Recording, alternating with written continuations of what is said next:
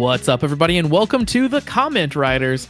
We are a Kamen Rider review podcast, and today on the show, we're going to talk about Kamen Rider Zeztz, episode number 12.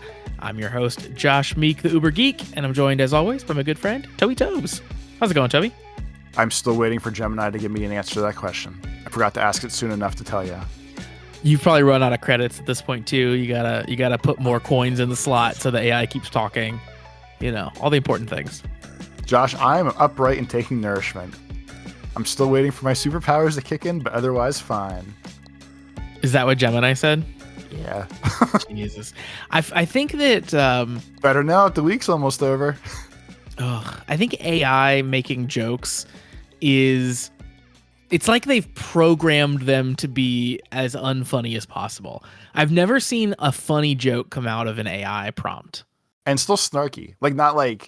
Not like full-blown like snark I would drop on people, but still like just enough of like, ha ha ha, here's a funny one for you, pal. And it's just this dumb shit all the time.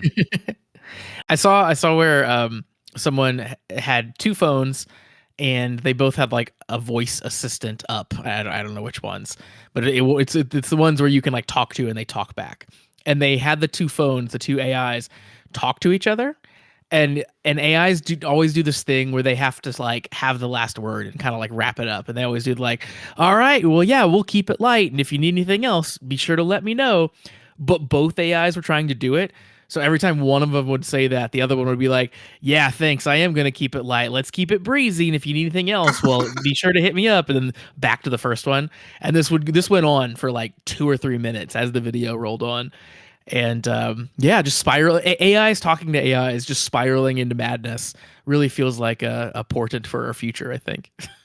That's like the bonus, like gross version of when I think they were called Talking Tom. It was like the dumb Android iPhone app where you'd talk to it and just like pitch your voice up an octave. And then someone had the funny idea of like, hey, what if we put two of these together and have them talk back and forth and just like keeps like octaving up over and over and over and over. It's kind of like that. I remember when my mom first got like an iPad or whatever, you know, early in the app world, and downloaded Talking Tom. And I remember her sheer joy at like, she would laugh at Talking Tom. He would laugh back, of course, octave pitched up. That would make her laugh more and higher. And then he would laugh back even higher. And she got in the same feedback loop you're talking about. She just supplied the other side. It doesn't take much, apparently. Talking Tom is apparently entertainment all you need, Toby. Back in the day, that's how it worked. People didn't have feeds to scroll. They just had to talk to cats that said the same words back. That's a better time. It really is. Yeah, we should just burn down the data centers, I think, is really the answer. And we should go back to the world of Talking Tom. What if we replaced everyone who ever talked to ChatGPT? What if we just replaced that app with Talking Tom? Just like easy slide in, slide out.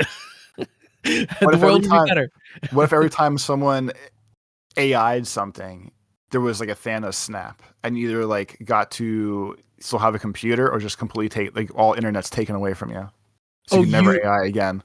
Like every AI use is the potential like gun, like the bullet in the Russian roulette gun, right? Like every time you ask it. Yeah, but for your own internet or like your own cell phone. So like me doing it 3 times doesn't fuck it up for everybody else. But every time I do it on my own home internet, I'm like lighting the fuse for the possible kill switch of like, hey, you never get internet again. That's so good. Because like there probably are things that you might actually want to take the chance with, right? Like who knows? But I like the idea. That's the point. Like I would see, this is one of those times where like I'm pitching the idea because it won't affect me. Well, sure. Like there's times I fuck around, like send you a dumb AI thing, and it's really just me screwing around.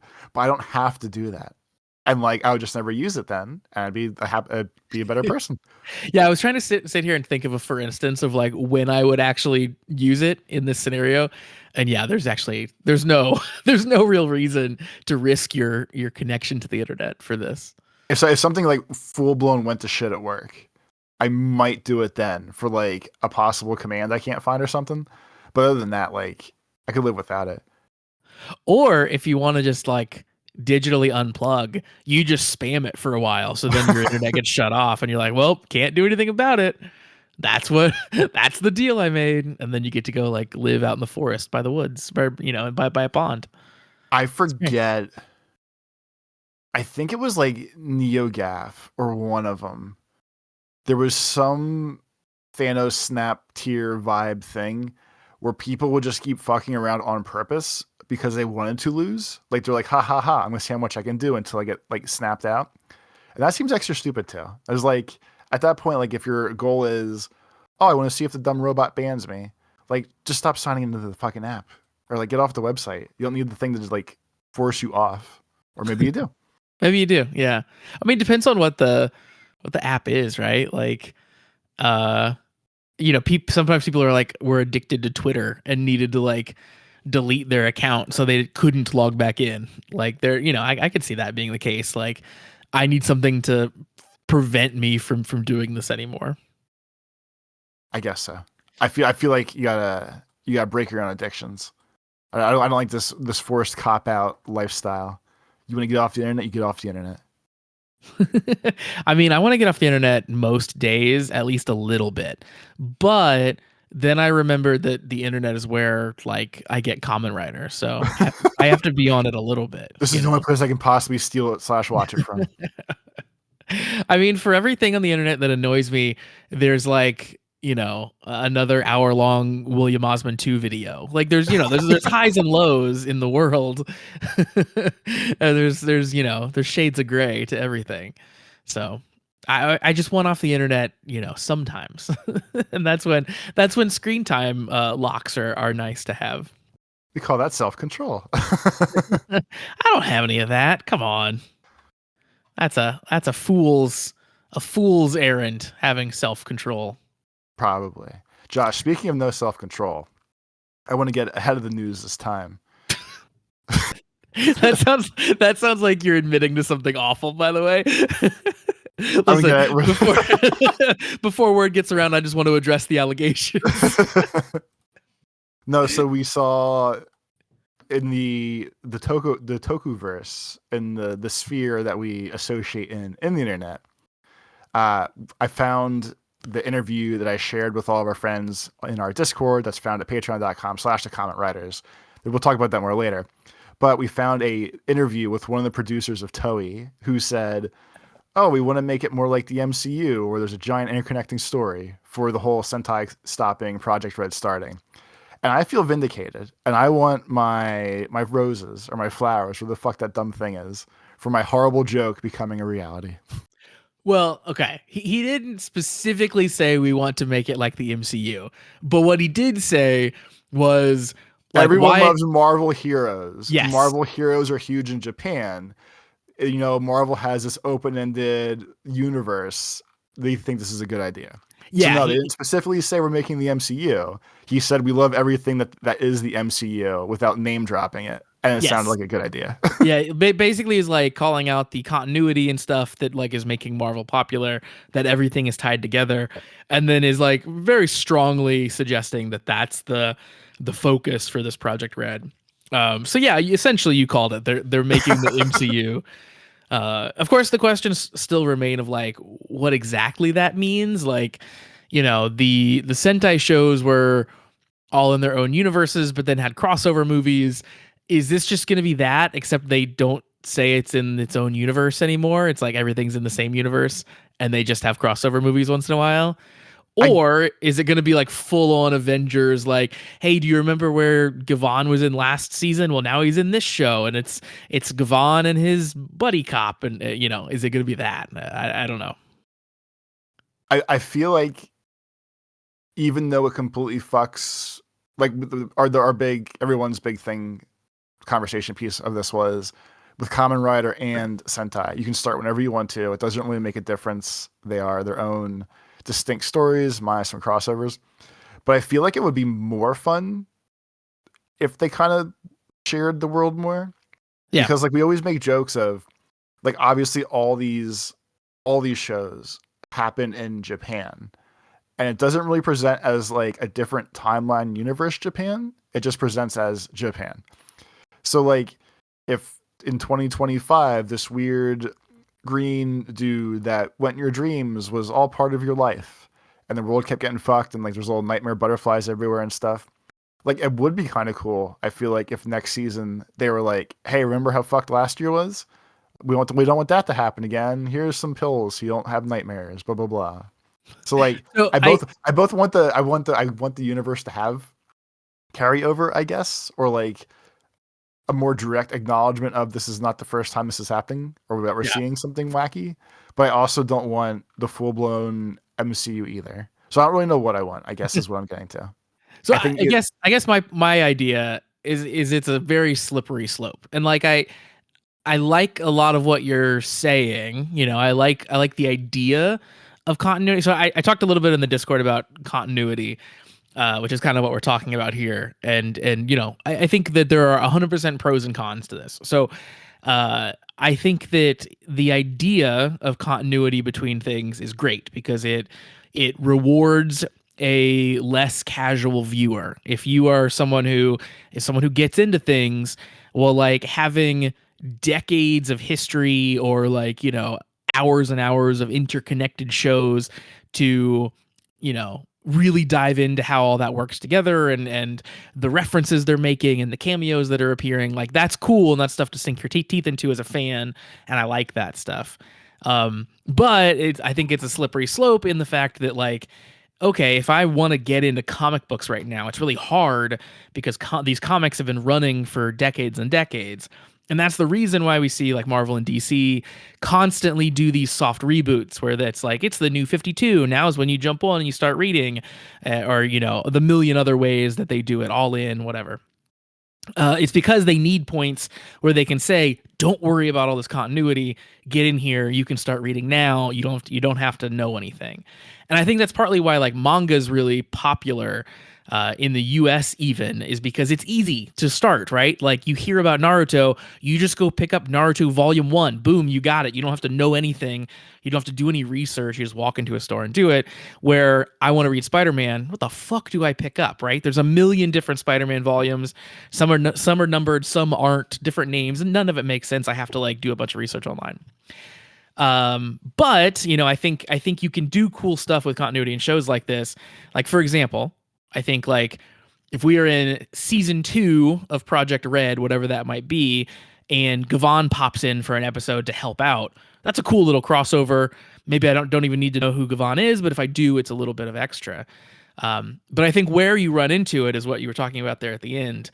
And sorry for the the long ramble here, but I think the issue when you run into it, what people don't like, is stuff like where there is some world shattering event that then you have to like continue to build into your stories or it gets weird. And Marvel ran into this because Marvel did the snap, right? And then they brought everyone back. But there was this like years long gap where the world didn't have all these people in it. Like literally half the world population was missing for years and then everyone comes back. And that idea is so mind-boggling when you start to break it down of like, oh my God, did these people have homes to go back to? What was the world like when it had suddenly half as many people in it? Like what industries collapsed? What countries collapsed because of this? And then like suddenly these people coming back, like did they form new countries? Did they go back to their previous husbands and wives? And like there's so many questions. And the Marvel movies just sort of had to like wave their hands after that and be like, who cares? Everything's back to normal. There's nothing weird about this world anymore. But there is, right? There's this massive, huge thing that is in the history. So I think we run into that if we have Project Red run for too long. It's like, hey, remember last season when Gavon had to like save the world and then everybody had their memories replanted and like now we have to address why that is. It becomes ridiculous after a while, I think. I don't know how well it would work if they're worried about people tuning in or when they're starting. I feel like just doing like season 2 of Zeztz instead of stopping at season 1, if they want to make like a universe that's building but the same, I feel like that would be a smarter idea. But like, I guess if people don't like Zeztz this year, they're not going to like Zeztz next year. And then there's no Sentai still, or like Kamen Rider for like that thing. Like both main toku shows are just the brand new starts, fresh things every time. And I guess it's like as we've seen for the seasons we hate compared to the ones we love. Like that's the perk. If you hated the first season, or if you hate one season, you might like the next season, or like vice versa, or whatever. So I guess like if they want to do a universe, like having Project Red in this tentative timeline, like have next year be season 1, and then the year after that be season 2, and you can still do different stuff, but still the same show. I feel like that fixes part of the problem of what they're saying the problem is. But I guess if you don't like Project Red, you're just watching no Toku thing next year. Yeah. And then that also defeats the point of them trying to like get people more excited to watch the show again, or bringing things back, or whatever that solution is. Yeah, I mean, I totally agree. I think that it's a pro and a con, right? If like any option, I feel like is a pro and a con. Yes, 100%. I was trying to think of like what are there any shows or properties out there that do have like a shared universe, but like there are easy jumping on points. And the thing that came to mind is Doctor Who.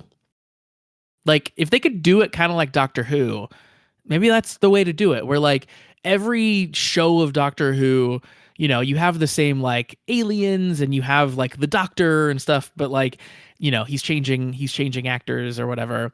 But like you could start watching kind of any Doctor Who season and sort of get what's going on. We could do the same thing here where it's like, oh, maybe there's some like villains that are in multiple seasons and stuff like that and things like that crossover, but we can still do relatively independent shows. So like my first jump to would have been like the CSIs. Okay. Or like again the NCISs, or then whatever the fuck else shows they've spun off 20 times. But I mean, at least like CSI, that's kind of an easy one because it's like, hey, all these things are happening in New York and all these things are happening in Vegas. And surprise, we're both in the United States, so we can still talk to each other, but it's their own crazy fucked up parts of the world. But I don't know.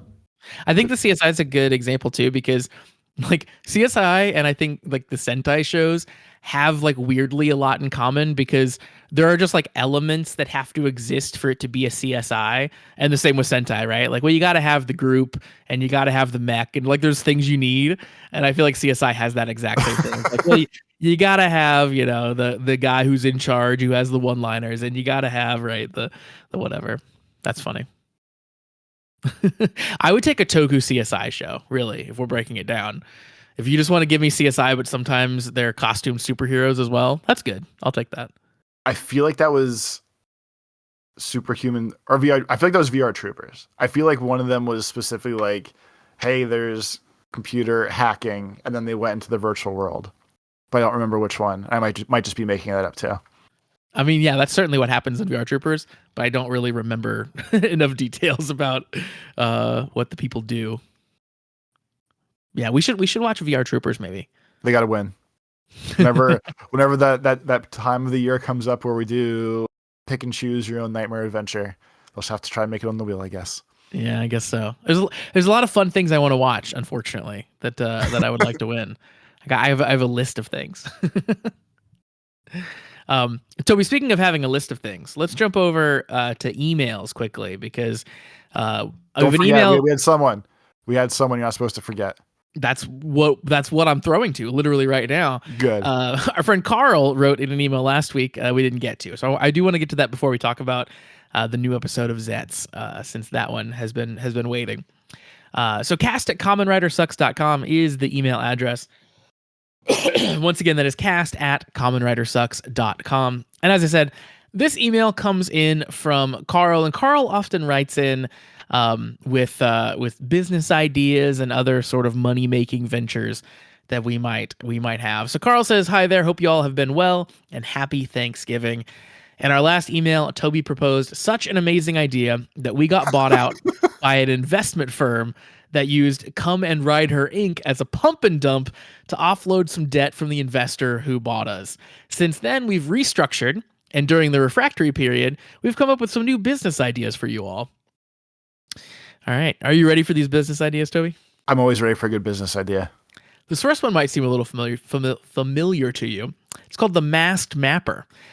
You and Toby make a writer-themed location guessing adventure where every round drops you in a familiar scene from your favorite episodes. Create a unique single map that combines all the famous landmarks of Kamen Rider. Study the scenery, analyze landmarks, and see if you can pinpoint the exact Rider landmark. The slogan would be "Unmask the world one location at a time." That's a good idea, and I already did that. Did you actually like share that? Is that in the world? Can you tell people about it? It is in the world. So I don't think, in spite of all my hard work, people want to do this.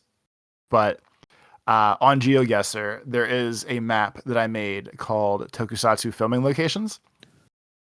It's the one by it's Tobes Plays on there. I forget where my name is on there and everything. But yeah, so there's a map on there called Tokusatsu Filming Locations, and it's basically like I did the best I could on GeoGuessr / Google Maps of mapping out like tons of locations from mainly like there's a bunch of Godzilla shows and movies on there. I think I did a ton of the Sentai stuff, more so than Kamen Rider at this point still. But we like the one day I showed Josh, like we found the couscouserie from O's, which could have stayed hidden, but it was still fun to find. And like, so that map is out there. So it's ready as a business idea, but it's filtered through GeoGuessr. So there you go. Look at that. We're ahead of the game. We're ahead of Carl. Carl's next idea is Rider Roast Catering. You and Toby create Rider Roast Catering. It's a new Kamen Rider themed Thanksgiving catering service that brings heroic flavors straight to your holiday table. Specializing in fully prepared festive feasts, we deliver gourmet Thanksgiving meals inspired by iconic riders, complete with playful names, bold colors, and tokusatsu flair. From Kabuto cornbread, Gaim fruit basket, Gav glazed candy apple bites, to our signature Ultimate Rider roast turkey, every dish is crafted to honor the spirit of justice and deliciousness. The slogan would be, "Sorry, Grandma, we just Rider kicked your flavor up a notch." So does this work not in Thanksgiving? I was going to say, that's my number one issue, is you've created the spirit Halloween of catering places. It only is going to pop up for Thanksgiving, and then everyone just has to find other jobs for the rest of the year. I mean, if we like ghost kitchen this, I feel like us as a business standpoint, if we make enough for like the Thanksgiving / Christmas rush, we don't have to work there 10 months. You think so? You think we could just like have one crazy night of catering and delivery or whatever, and then we're just good? Hey, if the Rider kick turkeys are that good, people are gonna buy them. It worked for Mr. Beast, I think. I think that's how that worked when he opened Beast Burger. No, because everyone got pissed that it was coming from Red Robin, and everyone said like they always tasted like shit, or they weren't cooked, or was missing things, or whatever. And to that point, if we're going down the Mr. Beast path, I'm already out of this now. You don't want to walk down any of the roads that Mr. Beast walked down first. Me and Jimmy came to that first fork in the road of life, and I went left and he went right. Speaking of Mr. Beast, I feel like I understand sometimes what the kids are into. Like, I get it. It might not be for me, but at least I understand how they're getting to this point. The Mr. Beast obsession, I don't know that I even get it. I've tried to watch Mr. Beast videos, and they are actively repelling to me. And I don't understand what specifically it is about Mr. Beast that the kids are into. Well, like when it used to be, I feel like in the past 2 or 3 years, there was a jump from when you and I would talk about it, and there was still tinges of like, I think he's doing a good thing, but it's kind of fucked up that like, hey, I gave 1,000 people new eyes and they can see now. And it's like, yeah, and you made like $2 million off of YouTube for it. Like, it's this weird, gross line. I guess he's doing activism or like nice things for people. Sure. And like in those years, I kind of gave it a pass of like, I don't really care that much. He seems like milquetoast, mid at best, no big deal. But like in the past like year or so, I feel like he's just escalating with like the world domination plan. Yeah. And now I'm fully against Mr. Jimmy himself. Yeah, I mean, I've always raised an eyebrow at the activism stuff that he's done, but like I'm not even talking about that. Like whether like, hey, the merits of them are amazing, like so many people helped, whatever. I don't really care one side or the other. I'm just saying like pure entertainment factor of these videos. There's too much happening at once. It hurts to watch. I don't get it. I guess I wasn't like raised on the iPad. Maybe like the iPad kids, this is what they need, you know? You gotta you gotta have an explosion every 3 seconds. And if you stop to explain anything for longer than 20 seconds, I'm gonna kill myself. Maybe that's just how it works these days. Yeah, I guess kids are just different. Built different these days. This next for sure. gen. Well, anyway, back to the email. Carl says he's also disappointed in Toby. That's the next heading for this next section of the email. In last week's episode, you guys talked about how Nox was having his quote cool anime moment when he changed his name, revealed he's now evil, and declares the old version of himself dead. I'm a bit disappointed because this felt like the perfect Kingdom Hearts moment, and I'm surprised Toby didn't point it out. I must have got too excited. In Dream Drop Distance, the main characters enter the dreams, and one of the previous villains from Organization 13, Leah, becomes good and changes his name to Axel. Additionally, Sora and Riku saving people in the dream world mirrors this entire season, suggesting that it might be another subtle a subtle Kingdom Hearts reference. I want you to know it's Lee, not Leah. Whatever. I don't care. His name changed to Seth. And anyone that's listened to this show for a long period of time would know that. But I know Carl, I think, is a newer generation person, so it's okay. Yeah, I knew that Axel was the one that you don't know the name of. I knew enough to know that. That one's on purpose. Other times I don't know names. But Axel is Seth on purpose. And I still don't know why I started with Seth, but he will always be Seth. Seth is such a hilarious name for a video game character as well. It's a fucking Street Fighter character. That's what I was gonna say. Okay. One of the main villains from Street Fighter 4 was this guy named Seth, who's like this cool, like he's almost like Mewtwo, where he's like genetically modified human person and stuff. But his name is just Seth. Like not since Gary Oak has there been a more lame villain name. And Gary Oak was just called Blue or Red, depending on the game sometimes.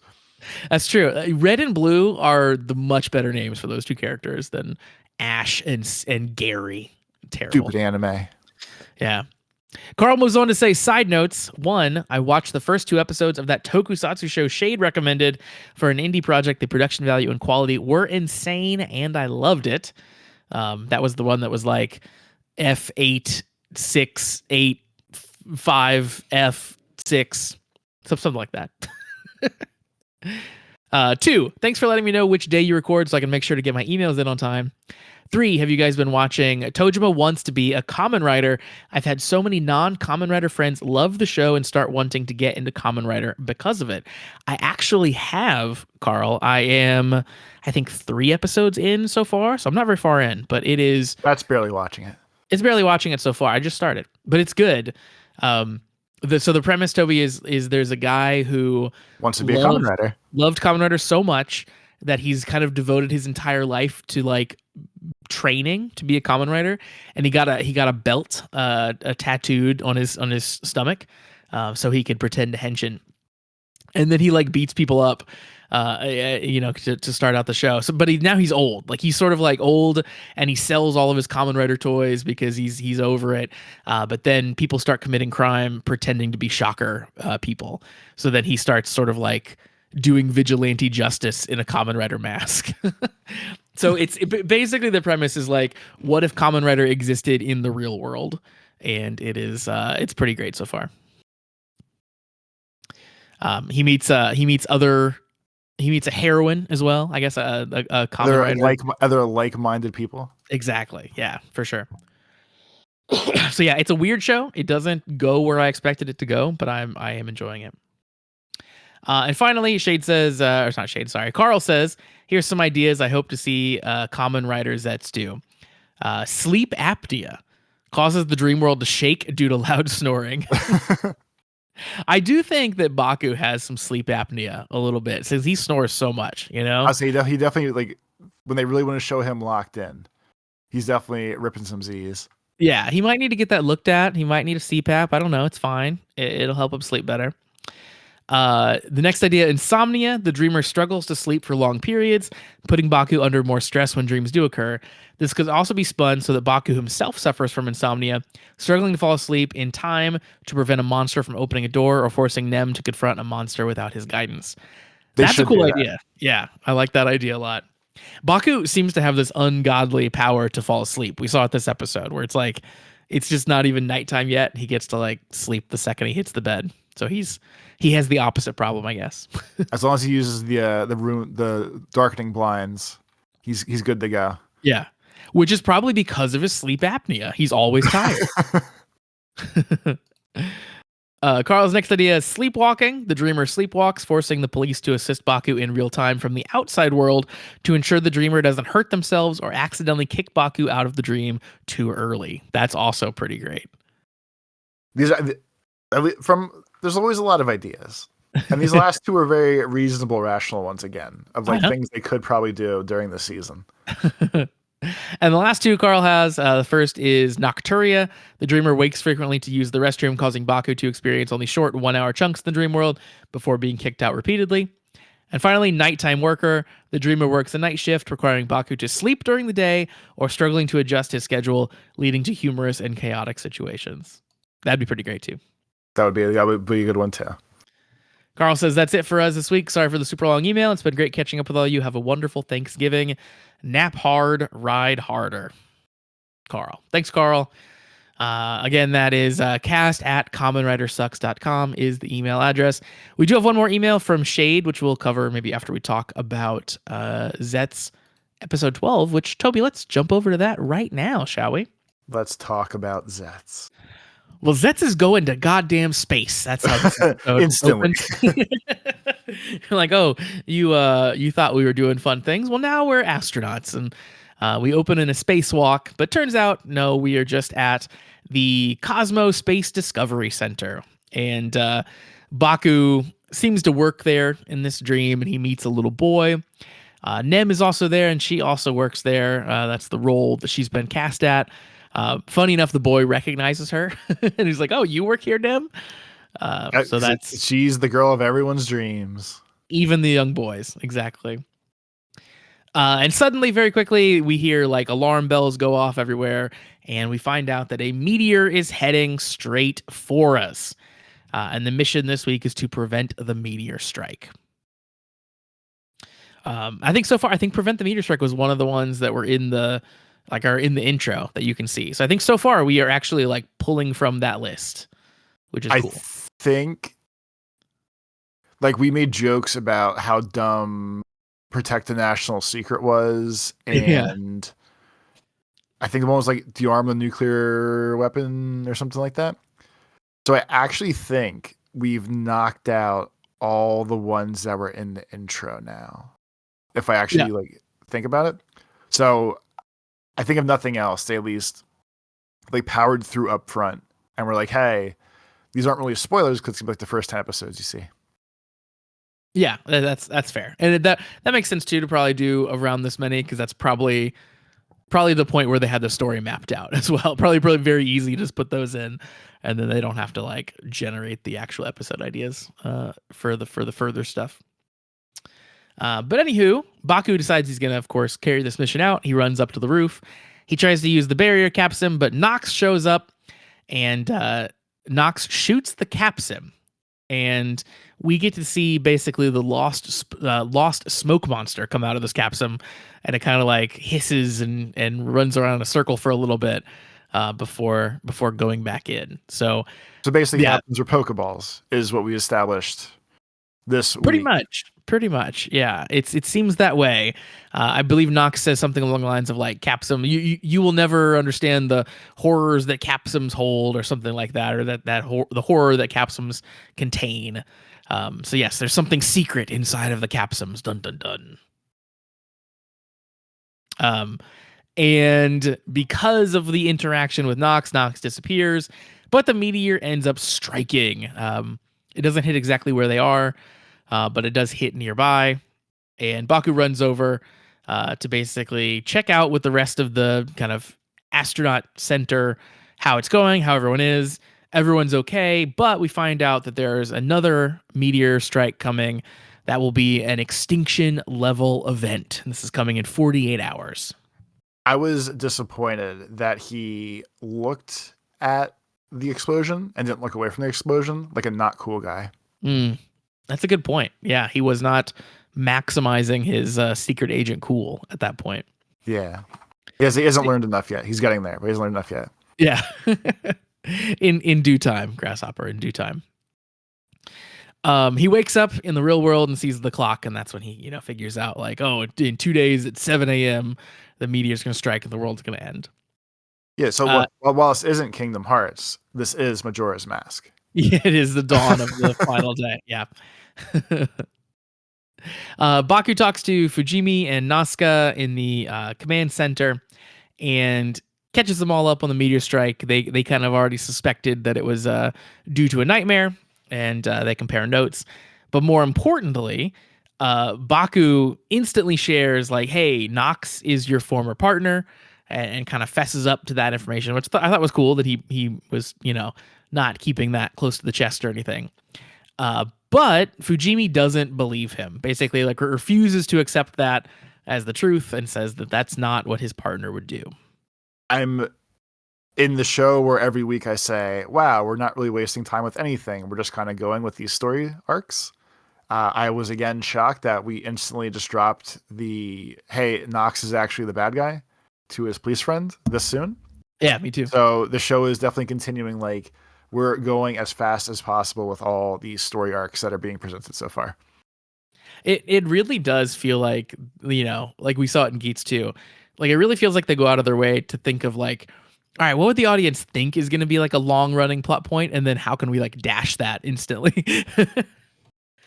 Which I appreciate. It makes things move at a nice clip. Because Fujimi is thinking about his partner, we get a flashback to when his partner was first trying to tell him about nightmares. Fujimi didn't believe in nightmares at the time, but the partner was adamant that they existed. And basically, the partner ends up saying that if he was the only one who experienced these bad dreams, he'd prefer it. He wishes he could destroy them so that no one else would be affected by what he experiences. So seems like he believed in the nightmares maybe because he was already plagued by them at this point. Yeah, like with the whole arc of Nox seemed okay at first. Now he's like corrupted for this whole episode. That's obviously like his main story. I think it's really cool that basically like the counterfoil this year is seeming to be just like literally just the anti-hero. Like it's the same exact person, just on the opposite path of the timeline. Nox also followed down the path of Jimmy, while Baku is walking down the path with me. Exactly. Yeah, I think that this is setting up to be very cool. Especially with kind of what we find out at the end here. It's like the villain has, probably now, like we're gonna reveal this as the episodes go on, but like the villain probably has like reasons to dislike the Code organization and like a reason to have a vendetta against them, and like the nature of the capsims seem like one of the things that he's maybe upset about. But yeah, it's kind of cool that like we're kind of like hinting at maybe things that aren't that great with Code at this point, and it'll be fun to find out more of that as we go.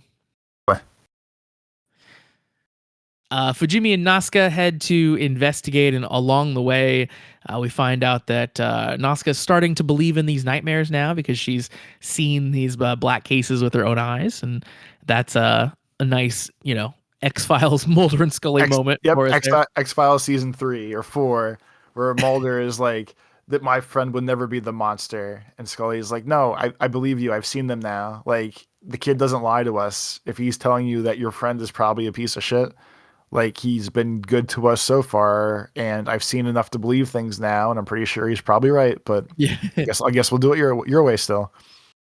Yeah, she's such a great cop. Who's like, well, I didn't want to believe it, but like I have the evidence now, so here we are. I liked that. Baku tries to go get some new capsims, but he's thinking back about Nox and talking about, the horrors that a capsim holds. And he spins the thing trying to get a super rare capsim, and nothing comes out. Zero checks in at that point and basically kind of explains that, like, hey, this whole room is based on your subconscious, and the capsims are influenced by what you're thinking about. So, if you're not, I guess in a good headspace, you don't get a capsim. Bummer, dude. Yep, he always has a smart ass comment. He's always there to stick the knife in farther and twist a little. I feel like those machines are like, you should always get something. It might be bad, but I feel like you should always get something. Otherwise, you get your money back. Or at least give you like the same capsule a second time. That would be Yeah, I was funny. just saying. Yeah, give me an extra of what I already had. Like, man, I gotta dupe. I gotta trade this. Um, Zero tells him basically then at that point, like, why don't you work with what you got? Baku heads out to investigate and ends up tracking down the kid from the dream the night before.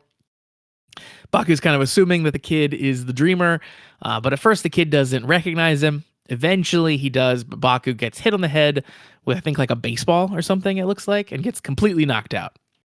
So this was very Gav-like, where this is the first time we've seen Baku use Kamen Rider powers in the real world, correct? Like he used barrier to stop the truck, but this was first time in like real life.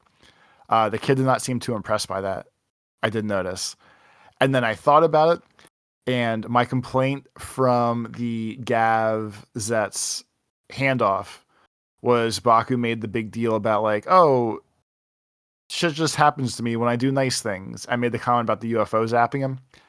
And I feel like this actually confirms what I didn't understand from the handoff, because he used the capsum in the real world, and then he got actually attacked by something. So I feel like that was actually a nod to when he's real life capsuming is when the bad shit directly happens, more so than just like the ha ha ha, you did a nice favor, now you stepped in dog shit kind of thing. Yeah, that could be. Yeah, I hadn't thought about that, but like, yeah, it might be you've carried these powers over into the real world, and now you're fucking with the universe and exactly. The balance sheet is not balanced any longer. We have to hurt you. When Baku comes to, his sister is there now, and they end up talking to the boy. He has a dream to be an astronaut. He kind of relays how that started, because he went to the planetarium, I believe, is where he talks about. And they did a very, very cool, soft, lo-fi version of the theme song while the kid was talking, which I thought was fun. I do like when they do that. That is cool. Baku runs home after this, and his sister is very confused because he says he has to get to sleep, and she's like, it's not even nighttime yet, and he's like, yeah, but kids go to sleep early. Which is an excellent point. Like he was definitely on the right path of, at least I get bonus time. If the kid goes to bed at 6 o'clock, then I might as well start 6, even if the kid wakes up early.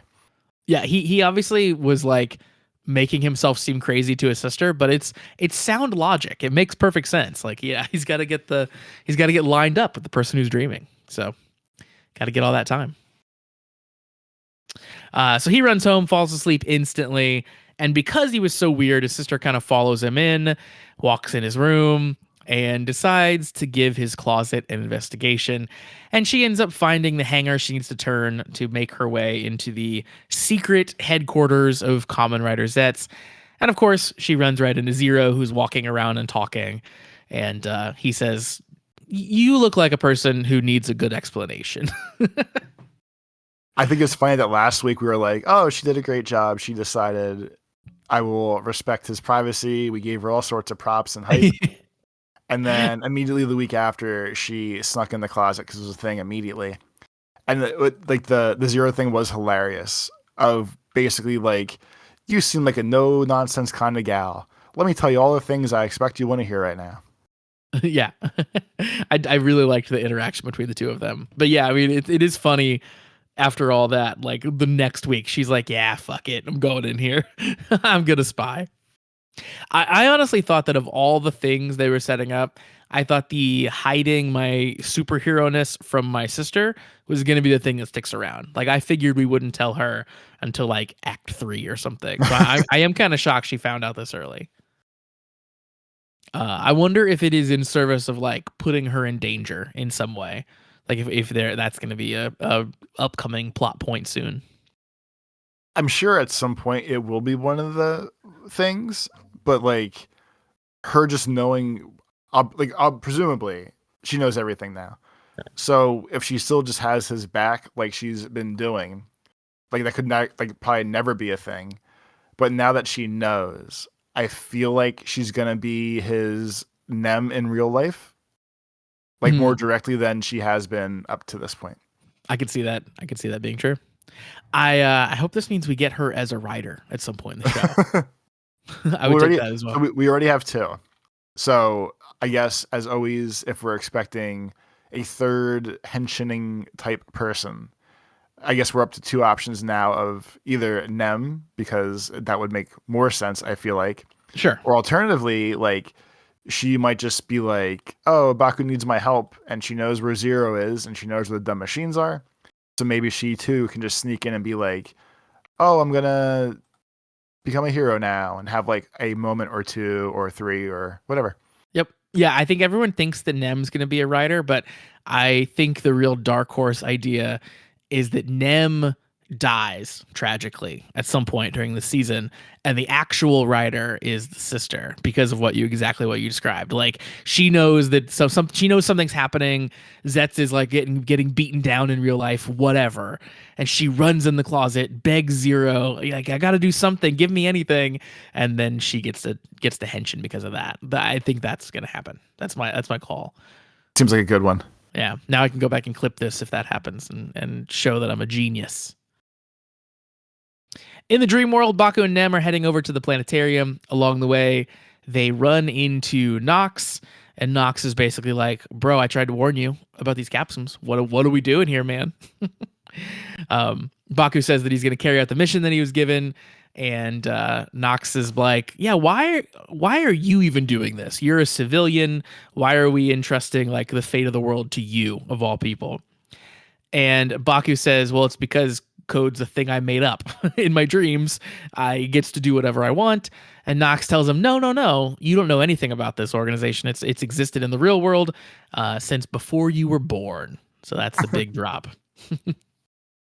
So I guess to that point though, like that means Nox isn't some like god eternal figure. Then he just would have been a small gap of before, like, because the cop is only like 30 or 40 years old, I guess we'll call it. Yeah. So obviously, like, Nox just probably would have been like the decade before Baku's the guy, or like it's not like they'd be like Nox is 1,000 years old and he's the one that made code back in the O's.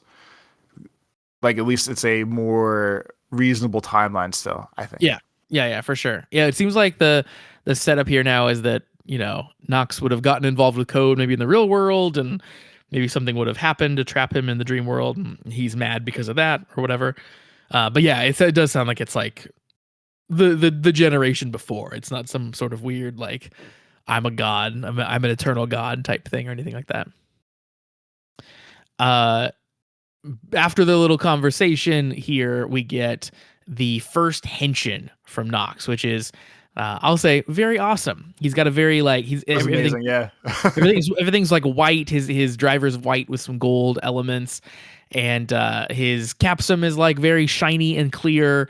And when he henshins, he's like, again, this cool like silver, black, and gold, silver, gold, and orange Kamen Rider, and he looks really, really slick. Like he almost looks like a cyborg or something, a little bit. They do a good job with him too. Like, he has unique choreography compared to Zeztz. They don't like move the same way, and you really instantly tell how much better at this he is than Zeztz is. Like, which is always cool. He has years of practice and training and all the things. Yep, exactly. And that's like it works really well with the character that they've set up now and like oh he knows more, he's been around longer and he kind of just like starts like working Zeztz over. And you get the sense that he could maybe wipe Zeztz out if he really wanted to, but that's not his goal maybe. Well, and to that point, it does seem like that's not his goal because like he basically just kicked Zetz's ass and was just like I could. It was basically the vibe of I could kill you if I wanted to. I don't really care that much. But he was more interested in showing him how the Pokeballs really worked. That Yep. was Nox's main crux of the day. Yeah, he like wanted Baku to have that knowledge, I think, so he can start putting like cracks in the organization. Probably is what where this will go. But yeah, he didn't really necessarily want to hurt Zeztz. He was needing to show off the Pokeballs.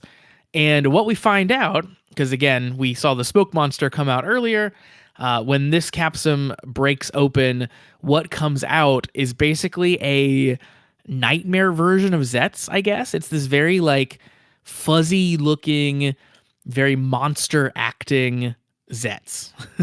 And it instantly attacks kind of both of them.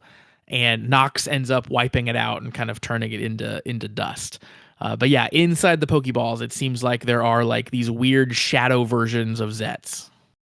Well, yeah, I feel like Nox even made a comment of like their nightmares trapped in the capsums, or I feel like there's some actual wording about like what was happening there. I was a little thrown that they looked like a rider, that they looked like Zets. Like I was expecting monsters when the first thing popped out. But yeah, I don't know what it means that they look like a common rider. Well, that I guess if we're gonna be as blatant as possible about it, I guess that's why he turns into Zets, because Zetses are in the balls, and he's just letting the Zets form out into his body, kind of deal. I can see that being the explanation. Yeah. I hope it's like really messed up and it's like, yeah, we've had like 700 Common Rider Zets, and then when they start to question code, we just put them in a ball, and then we get a new one. That does seem like that does seem like that has the possibility of being the thing right now. It's like, yeah, it's like eventually you start to question the Matrix, and then we have to reset it. That'd be cool. But Nox certainly seems like he has this information, and we will be probably finding more out as we go. But I was stoked to see. I'm assuming his name is Kamen Rider Nox. I haven't seen an official name yet, but it was cool to see Nox Henshin, and I think that he is really cool looking. I'm a big fan. For as cool as Zets looked, I think he looks cooler. Agreed. Yeah, agreed. And we talk about this season being like a good first one for officially getting brought over and officially getting translated. And I think this is a good example where like you think about Gav, which had like really cool secondary writers, but like they're candy themed, right? Like this writer is based on like weird pudding, and this writer is based on like candy corn or whatever. And that looks cool for someone who's like into this, but I think you could easily be like, yeah, this is lame, I'm not into it. But here we just get some like really sleek looking superhero looking dude. He looks like Ultron or something from the Marvel movies, so it probably is a little bit easier of a sell for some people. So I went back through real quick, and when after the exported Capsule monster kicks Zetz's ass a little bit, when Nox goes to fight it, he specifically says, "Try me, nightmare." So they're definitely actual nightmares somehow put into the Pokeballs. Okay, good. That's good confirmation. But yeah, it'll be interesting to find out the details about that, because I'm curious how this is all coming together. But yeah, that means that capsule machine that they have is just filled with nightmares, and it's connected to his bedroom. That's not ideal, I'll say. Yeah, the later line, let's look at more, was capsums are the power to make bad dreams come true. Was Nox's breakdown of what the capsums are actually doing. Right. That is that's cryptic, but okay. So yeah, it almost feels like the capsims are like were designed for evil. um, so maybe yeah, this is a whole like code is actually Shocker or something. Like the idea that Zeztz is being tricked is seemingly like it's gonna be more and more true every week.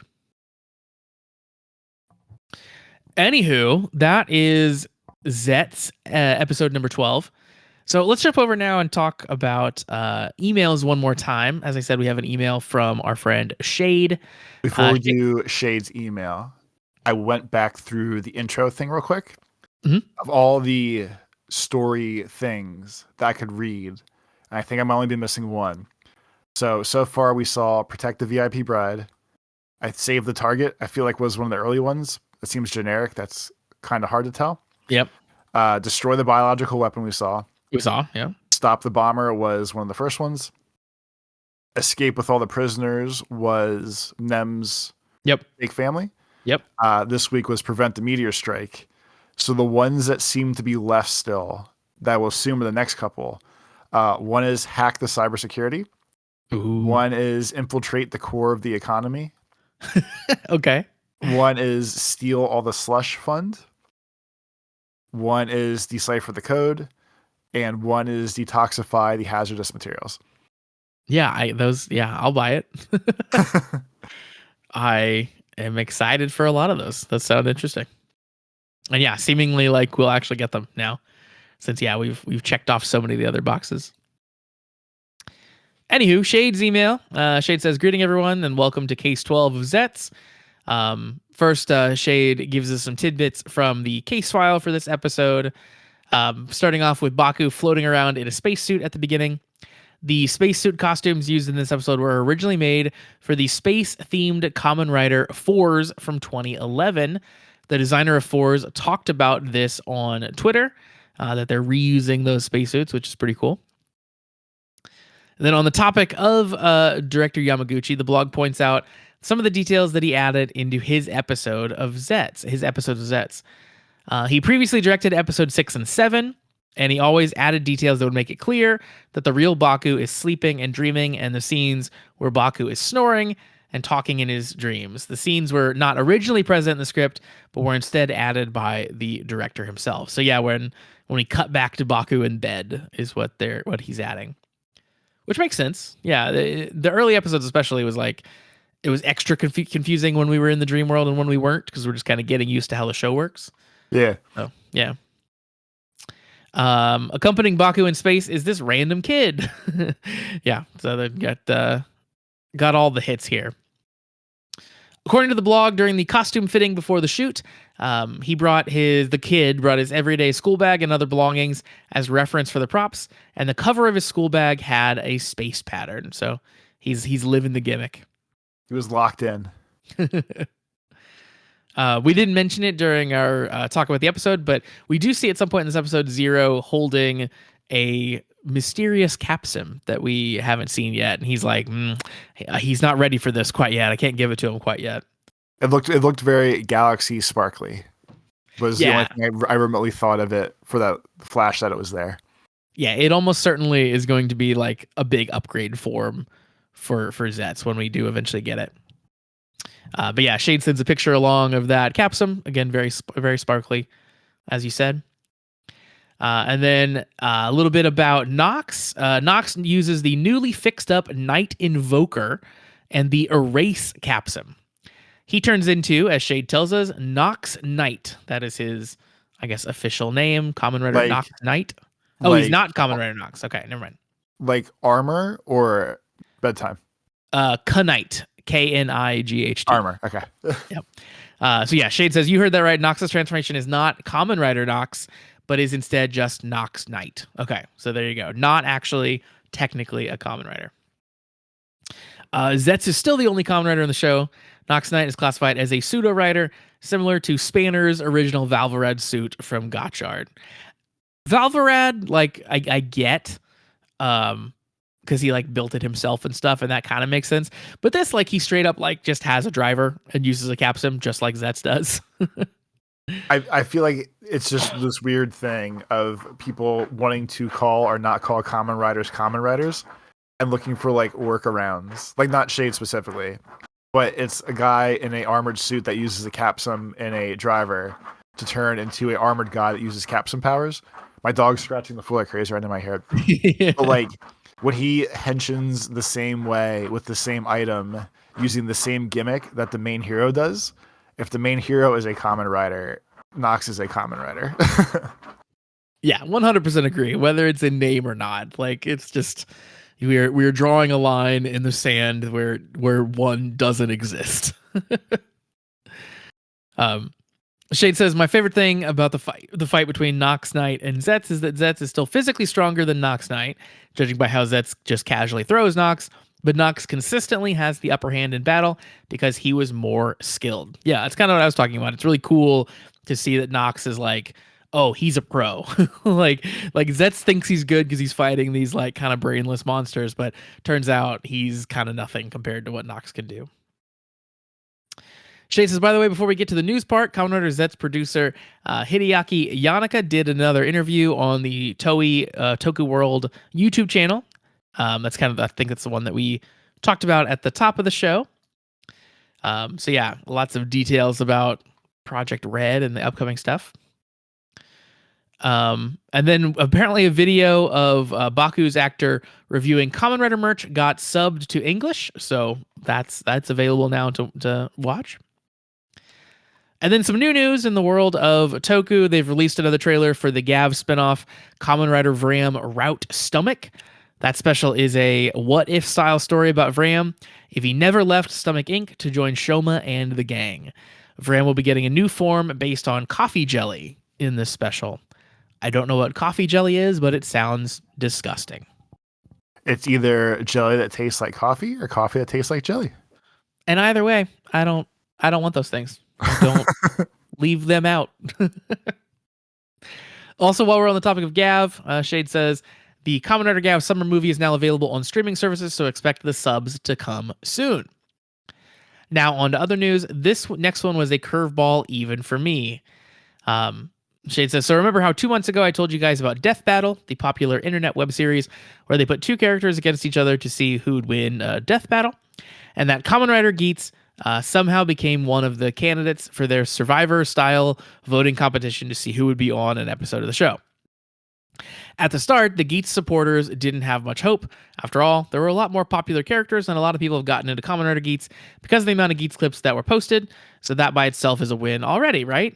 But after many voting rounds with a couple close calls, Geats won. Turns out he was niche enough to never get voted out, but also popular enough that people wanted to keep him in. He won. That's how those fuckers win Survivor all the time. Yep. It's a fine line you have to coast of known and unknown. Shade says this MFer really just entered another game show out of nowhere, magically survived despite all odds, and Aura farmed his way to victory again. As it should be. That's why he's the star of the star of the stars. Watching this all unfold in real time was majestic. The closest we'll get to Geats season 2. It's genuinely hilarious to see how everyone's reaction to Geats surviving each round got increasingly crazier. He was beating out big names like Minecraft Steve, Hatsune Miku, Meta Knight, Slenderman, Springtrap from Five Nights at Freddy's, Pac-Man, etc. So yeah, a lot more people will be getting into Kamen Rider thanks to Geats and his big win in this competition. Thankfully, it's Geats because his show is easily available to watch. I've been seeing a bunch of people start the show already. It's awesome. I may have had a hand in this by suggesting people check out Geats on YouTube every chance I get. That's great. Out there doing the Lord's work. Since the show is called Death Battle, Geats will be pitted against another character with a similar skill set. From what I've heard, his possible opponents are Liu Kang from Mortal Kombat, Nero from Fate, and Jonesy from Fortnite. Yes, the Fortnite default guy. Hell yeah, good for him. So who do you guys think Geats should fight for his upcoming star appearance? Yeah, out of those three, who would you pick for Geats to fight? Liu Kang, Nero, or the default Fortnite guy? Default Fortnite guy, because Geats has the creation thing, and they can both build little bridges together and shoot at each other and all that bullshit. Yeah, I like that. I like that answer. I gotta say, I am a Liu Kang main in Mortal Kombat, and as a Liu Kang player and a Liu Kang apologist, I don't think Liu Kang has the same skill set as Geats. Like Liu Kang can like bicycle kick someone flying through the air, but Geats can like remap the world. I don't know if these things line up quite the same way. I think Liu Kang gets like, vivisected before the fight even begins. I don't even know who Nero from Fate is. I don't know. I don't even know who that is. I'm going to Google it. It's probably some. I mean, obviously, it's some anime thing. Come on. Oh, it is. It's an anime lady, I think. If I've got the right Nero. Oh, it's from Fate/Grand Order. I've heard of that. Okay. I don't think Geats would beat up this little anime girl. I feel like he'd figure out a way to diffuse the situation.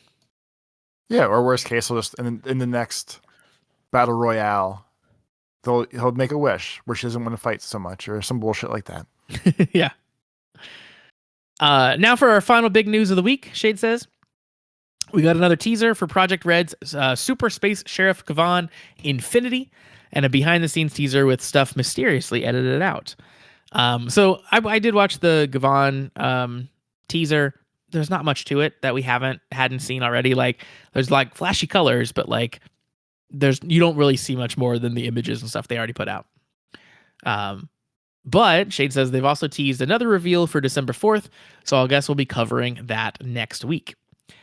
For the occasion, Toei producer Shinichiro Shirakura has finally elaborated on their direction with Project Red and the end of Super Sentai. Unfortunately, the article itself is paywalled, so I can't really cover the whole thing. Best I can do is go through all the highlights from people who've read the article. So yeah, I think we touched on most of these answers at the beginning of the show, but some other details I guess that jump out at me here. The color red is a broad constraint that's difficult to wrangle. Red used to be a feminine color, but Sentai is the reason everyone associates it with superheroes now. I don't know if that's 100% true, but okay.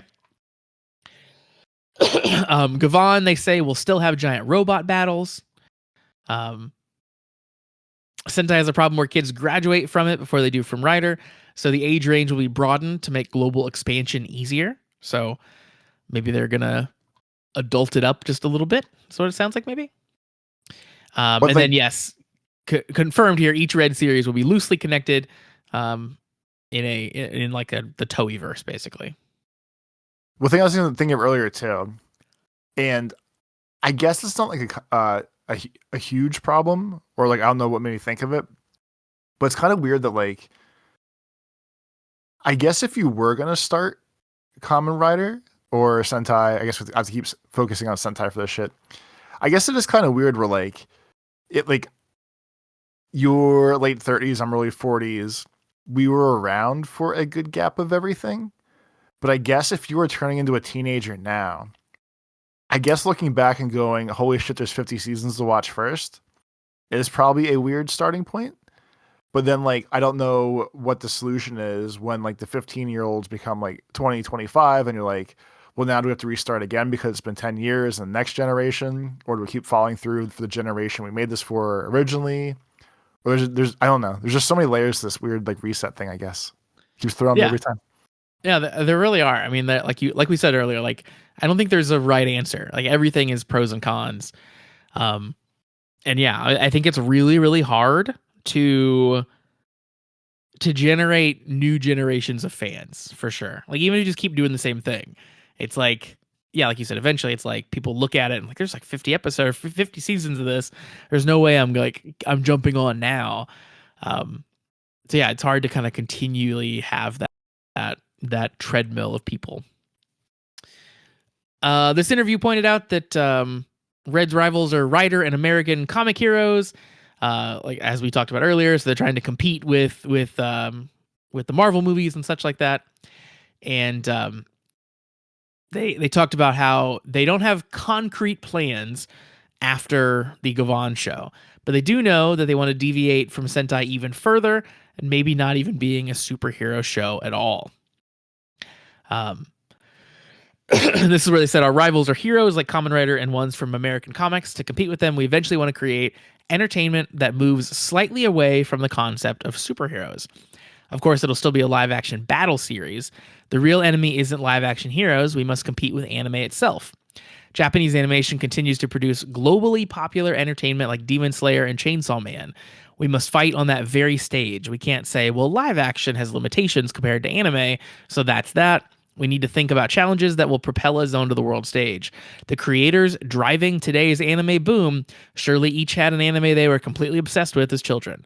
It's through former fans becoming creators and reproducing that content that Japanese culture continues to evolve. We must do the same with tokusatsu. That's the spirit we're putting into Project Red. Shade says, I think this specifically is very interesting. Henshin, heroes, tokusatsu shows are popular right now, but tokusatsu isn't just about the heroes or the monsters. Making non-superhero toku shows could be a refreshing change. Maybe something like Doctor Who or Star Trek, perhaps. So yeah, kind of same wavelength there. I think if we're getting away from the superhero shows, it's absolutely going to be CSI Red. We're going to have our crime fighting, solving nerds who sometimes have to henshin into a superhero. What if the henshining into the superhero is like they have to, go down to a subatomic level and fight the evidence so that way they can properly get a fingerprint or something. They can do that. I use the power of science. One guy's just a living embodiment of luminol. Exactly. I think that if they're talking about getting further away from Sentai, we are in a world where CSI Red is not a 100% never going to happen answer. Like it's like a 1% chance that we might see CSI Red. Shade says, one thing I find really interesting is producer Shirakura talking about how Super Sentai have been taken for granted by people, both by the fans and by the creators themselves. Now that everybody in the world knows how a Sentai series works, it becomes very difficult to play with that formula while also delivering something new and unique. While there are benefits to working within that formula, I can also see why it would be extremely limiting on the creative side. Which is why Project Red exists. I'm guessing it's a good opportunity to remove all the previous boundaries and creatively challenge themselves. Now that I'm seeing it this way, I understand the reason why they'd put Sentai on hiatus. Plus, if Project Red doesn't work out for sure, they'll go back to Sentai. LOL. That's what in the Toei producer interview thing that I posted earlier. I want to try to find what the guy's name is. Like I just kept saying the thing. Shinshiro Shirakura. Yeah, it's the same interview we're talking about here. It's all the same stuff. Yeah, like the funniest thing was there is the throwaway line or the line or whatever that was like, yeah, maybe Sentai will come back in 10 years. And at that point, it's like, why even call it? Like, everyone let this be denoted as a retirement or a closing of the book or whatever you want to call it. And I feel like at that point, just being like, oh, maybe we'll bring it back. Who knows? Like, you could do all this and not have people have the meltdown of Sentai's dead and just be like, hey, after season 50, we're going to switch to this new show. Possibility for Sentai is always there, but like it didn't have to be such a dramatic reveal or tombstoning or whatever of the whole series or concept. I don't know. I think they needed the freak out online. Yeah, I think they, it's like when you post on Twitter. It's like you have to say something inflammatory to get the engagement, so that way you can advertise your thing. I think that they needed. I don't think they'd admit it, but I think that they wanted to come out and like be very bold about like Super Sentai is dead, so they could get the eyeballs on the new thing and get people talking about it and stuff. If they were like the next evolution of Super Sentai is coming, but Sentai will continue, it wouldn't have gotten, I don't think, the eyeballs that this has gotten so far. I guess that's that's my cynical take on it, at least. But yeah, I mean, I think any version of we're not going to do a Sentai next year, we're trying this other thing, but Sentai's coming back, would still have made people upset as well. Like, I think anything that they're doing that isn't just called Super Sentai season 51 or whatever would freak people out. But there's probably someone out there who is a Space Sheriff Gavan massive fan and is like, it They'd be finally so came happy back. right now. It's circled around. So, the same can happen for Sentai in 10 years, where someone's like, oh my God, they're bringing Sentai back. I can't believe it. I loved that when I was a kid. That's how they're learning from the West. This is how American companies do it. It's like, hey, remember when you used to love GI Joe? Well, hey, there's a new comic book now. Why don't you buy that again? It's just that we gotta figure out how to cycle things so we can build the nostalgia hype. What's old is new again, or something, whatever that saying is. Yeah. One thing from that interview that I saw that I did like, it was in the part that you had posted earlier, where he talks about like the rules of Sentai, like what makes a Sentai. People, and it kind of has become ingrained in culture. And because of that, like people know what a Sentai is. They know what goes into these episodes and they kind of can like play it out in their mind. And because of that, they don't need to watch. Like it isn't like, oh, I got to go figure out what happens in the new episode of the new season. It's like, well, yeah, they're probably going to like fight a monster and then the monster's going to get big and then they're going to get in the robot. And it's like, yeah, I can skip it. Like I know, I know what's going on. And I think that's a great point. As I've said many times and we've joked about, that's pretty much the checkout point of the episode.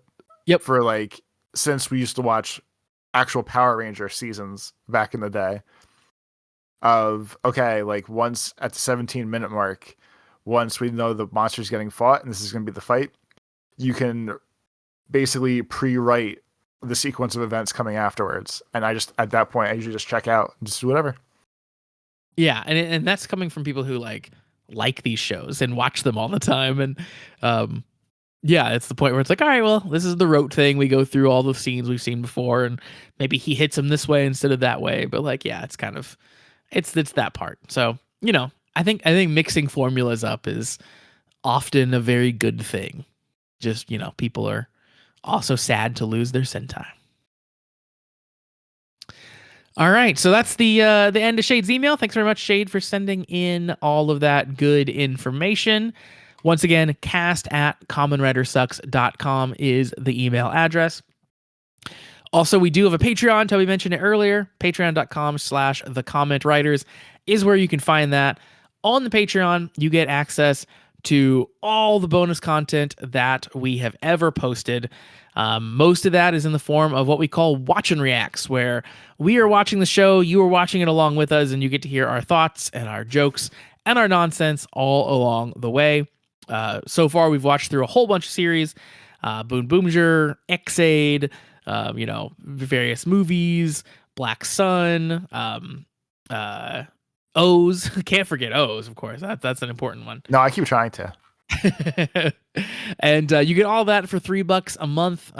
So yeah, you can sign up, have yourself quite the marathon, and get out of there after a month. You can take us for all that we're worth if you would like to do so. But we do hope you stick around, because if you do, you get to hang out in the Discord with us, which is also pretty fun. So again, patreon.com/thecommentwriters is where you can find that. And with that, Toby, why don't you tell people where they can find you on the internet? On Twitter, it's Life of Tobes. On YouTube, it's Tobes Plays. And again, on GeoGuessr, there's a map called Tokusatsu Filming Locations that I made. And it's basically speed running through main parts of Japan, finding locations. But I put little trivia notes of what episodes or shows they were from. So I guess that's fun if you like those kind of things. A real labor of love. A real labor of love. I tried harder on that than I did in most of my schooling, most of my life. You can decide for yourself if that is cool or sad. For me, you can find me on Blue Sky. I'm at meek.lol. You can also follow the show on Blue Sky at commonwritersucks.com over there. On the YouTube channel, we've put out a couple of fun things recently, a couple of video essays. The first, which we've mentioned previously, is about the Japanese Spider-Man show and how that came to be and its legacy. And the second one is kind of a brief history of tokusatsu in America as it extends from Power Rangers and on, and kind of all the stuff that came after. So both of those are pretty fun. If you're interested in toku stuff, go seek those out and give them a watch. Also, if you like the show, we'd love if you would Give us a subscribe, give us a like, whatever you can do on your platform. Leave us a review. All that stuff certainly helps. And what helps most is tell a friend if you are liking the show. Recommend it to a buddy. So that is going to do it for us for this week. We'll be back next time to hopefully stop a meteor attack so that Zeztz can keep happening every week. I kind of like the show. Hope it sticks around. And yeah, we hope you join us back for that. But until then, have a great week, everybody. Peace.